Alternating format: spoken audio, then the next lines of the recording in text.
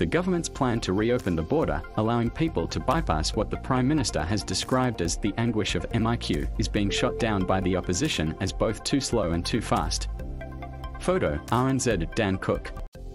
New Zealanders in Australia will be the first to skip managed isolation and head straight into 10 days of self-isolation in the 5-stage reopening plan. National Party leader Christopher Luxon said MIQ doesn't make sense anymore and phasing it out is the right thing to do.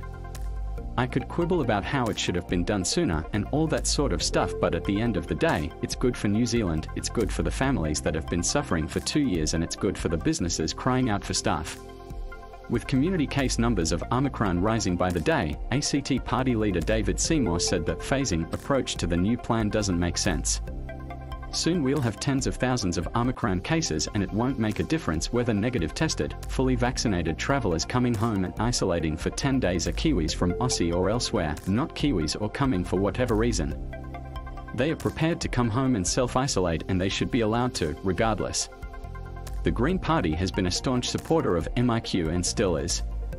Its COVID-19 spokesperson Elizabeth Karakia said the shift to self-isolation removes the safety net and will see the most vulnerable, those living in poverty, overcrowded housing and with pre-existing health conditions, hit hardest. We have a housing crisis. Many people, even if they are perfectly healthy, are coming home and needing to find somewhere to live. And we know, particularly for Maori and Pacifica now, they already tend to have more overcrowded situations. Te Pāti Māori co-leader Debine Garua-Paka was in full PPE, vaccinating now in Taranaki, when she first heard about the phased border plan. She said the government has moved to open the border knowing full well Māori aren't protected from Omicron. Are we ready? Have we done our job in making sure our most vulnerable, our Māori communities, are at 90%? No. We're 10% behind in boosters and 26% behind in children, so this is an overwhelming sense of déjà vu, to be honest. Photo, RNZ. The shift from MIQ to self-isolation relies on people doing the right thing and following the rules. Luxon says people need to take personal responsibility. We've had very high levels of compliance in this country by and large, and New Zealanders have done a great job of supporting and following the rules. I think the same, I would hope, will happen here. Obviously, when it doesn't happen, the penalties need to be clearly applied.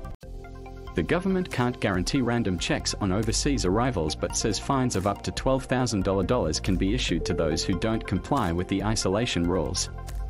New Zealanders in Australia relieved.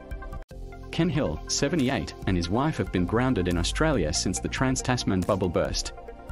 The couple were then due to fly home on the 17th of January, the original reopening date that was scrapped in December as the highly contagious Omicron variant took off. They've now been booked for the 3rd of March, which Hill said was an unbelievable feeling. However, it was also mixed with sadness. He last saw one family member at a Christmas dinner in Australia. She then returned to New Zealand after securing an emergency MIQ spot because she only had 3 months to live, Hill said. He said she died this week. For others, like Erin Collin, who lives in Brisbane, the excitement was spoilt by the need for home isolation. She said she could not afford to come home for a holiday with 10 days home isolation, and neither could her family visit her. I've spent 2 Christmases by myself now. To be able to come home at the end of the year and have Christmas with my family would be amazing. Grounded Kiwis have a judicial review of the MIQ system due to be heard in just over a week, which they say is still important. Spokesman Martin Newell, who's also in Australia, said he was relieved the rules were changing but would not quite believe it until it started happening. He knew a lot of people in and out of New Zealand will be anxious. Hopefully one of the things that will come out of this, which has been quite an ugly side to see, is the division between Kiwis in New Zealand and Kiwis overseas has been quite nasty at times, particularly on social media, and I hope that some of those wounds will continue to heal. Additional reporting by Jake McKee.